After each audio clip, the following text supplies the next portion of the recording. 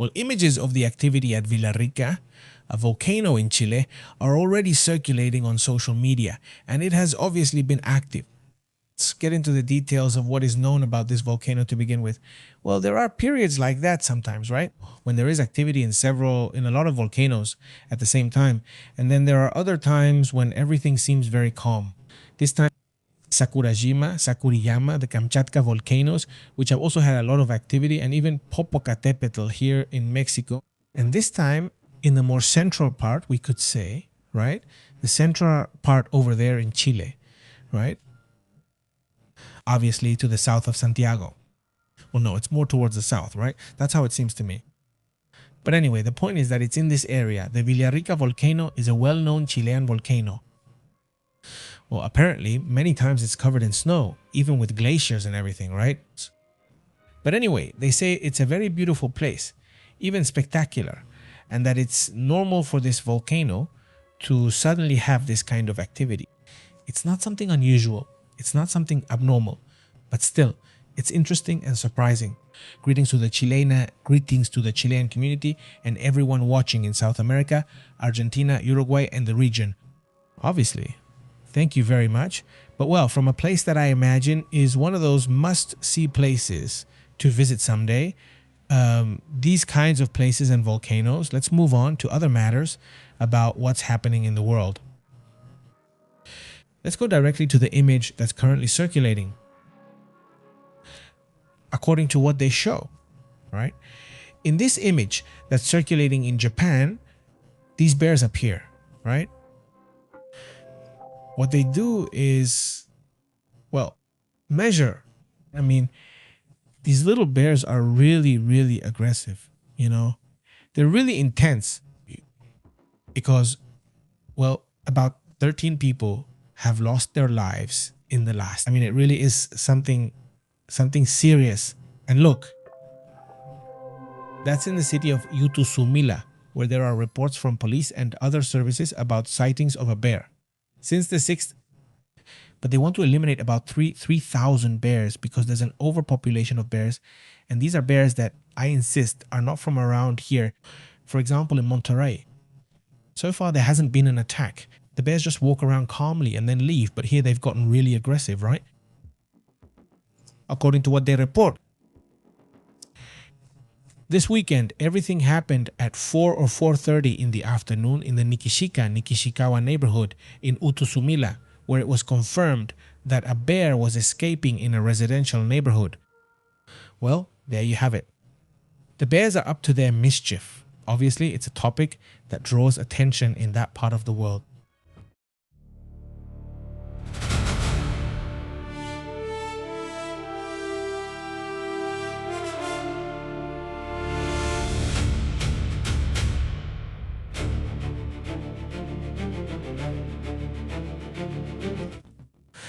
Hey, so there was an earthquake.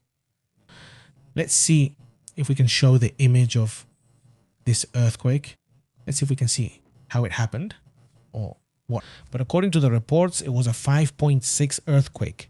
From what is known in Bhutan, it may have already caused possible damage, but so far it can't be confirmed. But it did hit hard, especially because Bhutan is a very mountainous country, right? A country where, as they say, it's hard to measure it. The gross domestic product, well, they do measure it, but they say they don't care so much about the gross domestic product. What matters to them is measuring happiness, the percentage of happiness among the population and things like that, right? Well, Bhutan has always been very different, right? In many ways. And another thing is that it's a high altitude country, right? I mean, with a lot of very, very, very high mountains, right? So when earthquakes happen, they tend to be dangerous. They tend to be strong because the houses aren't always built very well, or maybe that's also a factor. There are landslides. I mean, there are obviously some tremendous risks. So, well, that's what happened today in Bhutan, although there still aren't any details about the possible consequences. And usually with them, it takes a little while. It's like when there are earthquakes in Afghanistan and some regions of the world where sometimes it takes 4 or 5 hours for the reports to reach us completely. So let's wait for more details. But today there were several earthquakes, right? In Kamchatka, in Russia, one of 6. This was also reported, the earthquake between Greece and Turkey on the Greek side, which also caused some material damage. Well, there has been activity today regarding seismic and volcanic events. There has been some activity with Sakuriyama, the Sakuriyama volcano, and with this volcano, the Chilean volcano, right? We just reported. Which, by the way, among this activity we saw from the volcano, it's called Villarrica. Let's say no. I mean, it's not unusual. I mean, I insist again, it's not unusual. The issue of the earthquakes or the topic, it's just that sometimes it seems like everything happens on the same day, right? I mean, that's the interesting thing sometimes, especially considering that it happened, right? The solar storm times 4, right? According to what the doctors report, said, in the United States, this doctor had worked at NASA, she said. It's not something that's hers for the first time, but it is something, well, not so common. Regarding solar activity, for 4 storms to come together and reach the Earth. Not this time, since 4 arrived at once and were generating northern lights just yesterday. So that activity is suddenly supposedly related. It's geological phenomena, right? It's a controversial topic, but there are studies that try to prove this, right? Also, by the way, there was another earthquake in Hidalgo, in Chiapas, in Ciudad Hidalgo, Chiapas. This one was a magnitude 4.4 today, according to what the National Seismological Service says, with a depth of 18 kilometers, right? Keep that in mind as well, because that's also an important part of what's been happening. A 4.4 now with information. It's no longer preliminary. That's how the earthquake was recorded. So pay attention to that detail as well, right? Well, let's address other important matters.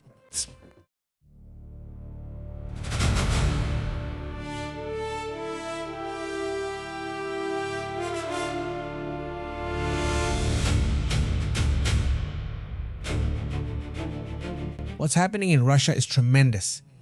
They say the risk is imminent. Well, there's been an attack that has destroyed, or at least partially destroyed, a nuclear fuel storage facility in Chernobyl. The OAS has already expressed its concern about this situation. The projectile, a Shahed, the typical Iranian type drones, reportedly struck and hit early this morning in the vicinity of the spent nuclear fuel storage facility. At the moment, no leaks have been detected because they're very sturdily built. But the site, the storage facility, was attacked. At the moment, there are no radioactive leaks. It's very close to Belarus in the north. Yes, it's an accident that the International Atomic Energy Agency, the IAEA, describes as extremely concerning and announces that there will be an inspection. Obviously, an inspection has to take place.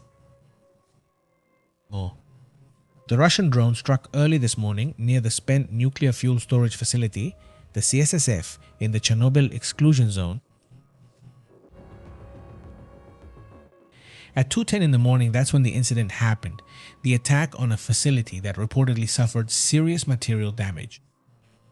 It wasn't a reason, it wasn't a direct attack. It's no coincidence. Nothing's there. I mean, it's not like the drone just suddenly turned around on its own and said, "Oh, let me crash right there at the former nuclear plant." Obviously, this happens when it goes into desperation mode. Putin starts doing really crazy things, starts doing really absurd things. And this is one of them. The public operator, the Ukrainian public operator at Energoatom, specified that the fire covered about 40 square meters and was located and extinguished very quickly. The radiation levels are still within the parameters, let's say normal for Chernobyl, right? And in response to this, well, the international reaction obviously started first with what's it called? With the same IAEA people, right? I mean, just check how close it is so we can see the detail. How close Chernobyl is to Belarus. Yes, I mean, the line above. The white line is Belarus. Look, there it is. That's Belarus. So let's say it's right next to its neighbor, but actually Belarus is here, and here's Russia already. Yeah, I mean, Russia is already on this side and it's really close, right? But anyway, this place, just to measure it quickly to the border with. No, that's Chernobyl. Let's measure it. Measure the distance to the border, right? Which is this one. It's 12 kilometers. So, anything that happens to Chernobyl is going to directly affect Belarus. A country that's meant to be a friendly Russian partner, right? Well, obviously the situation is complicated. The attack with a Shahed model drone caused serious damage and a 40-meter fire, and Rafael Grossi himself reportedly reacted to this situation, right? There we see the Director General of the IAE. They say the attack was extremely concerning because it happened at a facility that contained large amounts of nuclear material stored just a few meters from the building that was attacked. Grossi points out that attacks against nuclear facilities are completely unacceptable and directly violate the fundamental principles of nuclear safety, the 7 essential pillars for nuclear safety during armed conflict. The Ukrainian foreign minister, also Dries Sibilla, reportedly said that Russia has been putting the Chernobyl area at risk for some time. This therefore threatens nuclear safety not only in Ukraine but across the region, including Russia. So it doesn't make sense to attack these kinds of facilities, but well, this is how Russia tries to create fear, right, in that area. The European Union's defense minister is meeting today to report on this situation and also to inform about the unlocking of 6.6 billion euros from the European Peace Facility for Ukraine. That is money that has been frozen for some time because of Viktor Orban when he was in power. He's no longer in power, so that amount of money will also be unlocked. But anyway, that's how things stand on that issue as well.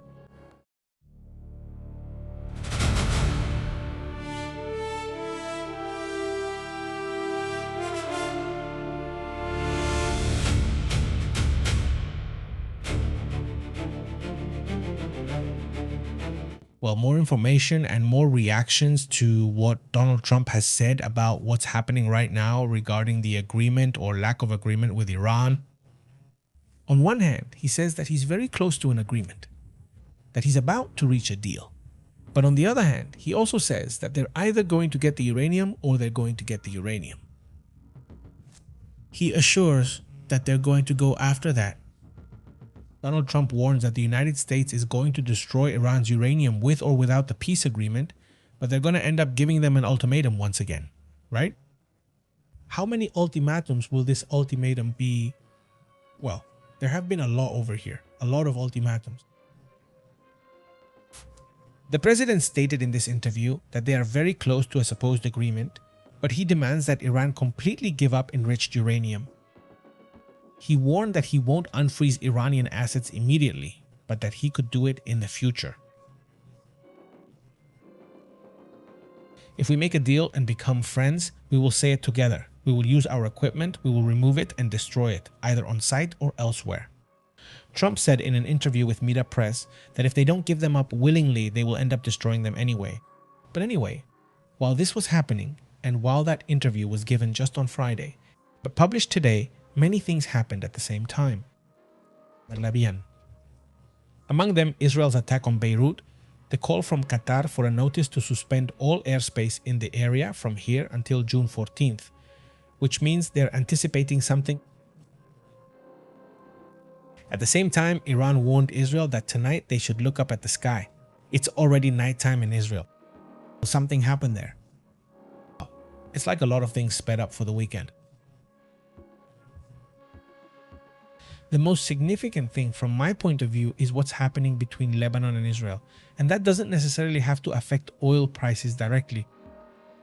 If that's all that happens and nothing else affects the Gulf countries, then possibly things won't escalate that much, that strongly, right? That's also important to consider. There are still a few hours left. Let me check the time in Japan, okay? But it's 3, it's 55 in the morning, so it's still very early. It's 4, just imagine, right? 5, 6, 7, 8, 9. I mean, since it's 2:55 here, around 6 in the afternoon, the market should be opening, and then we'll see how oil is doing. It closed at $95 when New York closed. But Japan opens at 6 in the afternoon, more or less Mexico time, 5:30 or 6 around there. But let's wait until 6 because they always make strange moves at the beginning. In the first few minutes, and then it stabilizes. So to know exactly what's happening, wait about an hour, around 6:30, actually 6:30 or 7. Let's say by that time we'll know how oil is doing. Did it shoot up? Did it drop? What happened, right? And then tomorrow, Monday, New York opens again. And that's where, well, that's when we really see what's going on. But today, we already get a signal with Japan and with China and with Japan, China, South Korea, and beautiful Hong Kong too. So with that, we already get an idea of how things are going.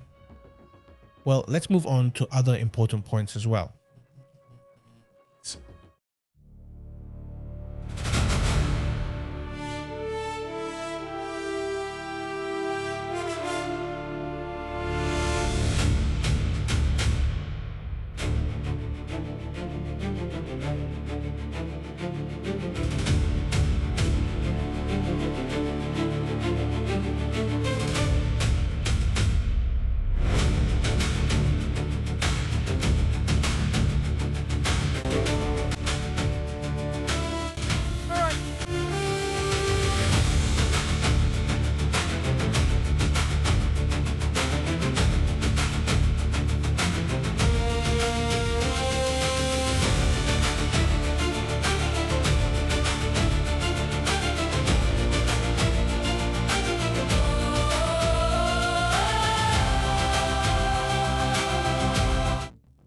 Alright, well, on other matters, there are also two things happening right now inside Israel that really draw a lot of attention.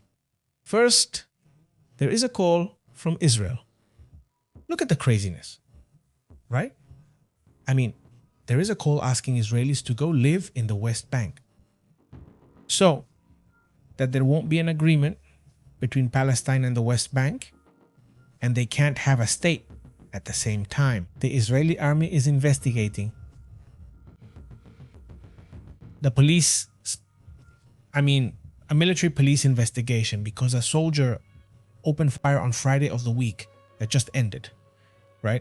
This past Friday against a vehicle right in the immediate vicinity of the city in the West Bank. And that's where the soldier shot at the car, at this vehicle. There was a 7-month-old baby there who died, and the baby's parents were also injured. I know, it's a horrible tragedy, isn't it? The investigation is going to look into what happened and why the soldier fired at this car. Since, well, there it is, right? The death of a baby. His name was Samfat Abu Aikal, the little 7-month-old who was with his parents in the Tel Rehumeida area in Hebron.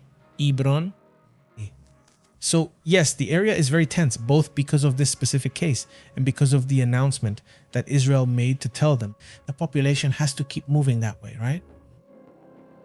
Just imagine, I'm sure that's what they're saying. The Israeli finance minister, Bezalel Smotrich, called on the population to move to the West Bank and reclaim it. He says, or let's say to take an area so that the Palestinians don't have it. So that they don't have the possibility of having a state.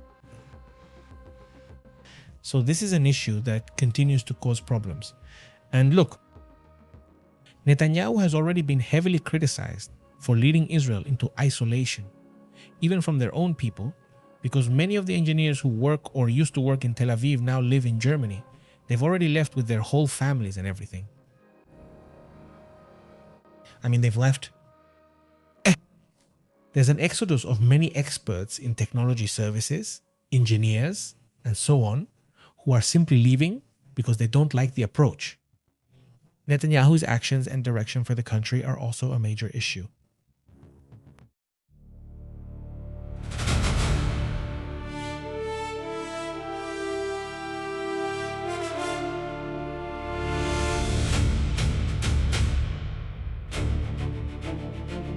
A light to the whole community, just like the state. Rulsack says this, and if what's happening with Russia is already scary, and if the nuclear issue gets really crazy, honestly, this is not a path that should be followed. Not at all. Greetings, Leonardo. How have you been? Very good, he says, Pedro. I want to know if Ukraine attacked, if it attacked because of electronic warfare by Russia against Romania, and if the same thing could have happened in Chernobyl. He says, well, look, in the case of Chernobyl, well, it's a missile. It's one of their drones. I mean, it's a Shahed type drone. So they simply attacked the area. I mean, they fired with a Shahed drone. For what reason? Who knows? No, honestly. But I don't think it's a mistake. I mean, it's not like it's a completely wooded area, right? I mean, they're hitting there for some reason they figured out, right? Who knows why?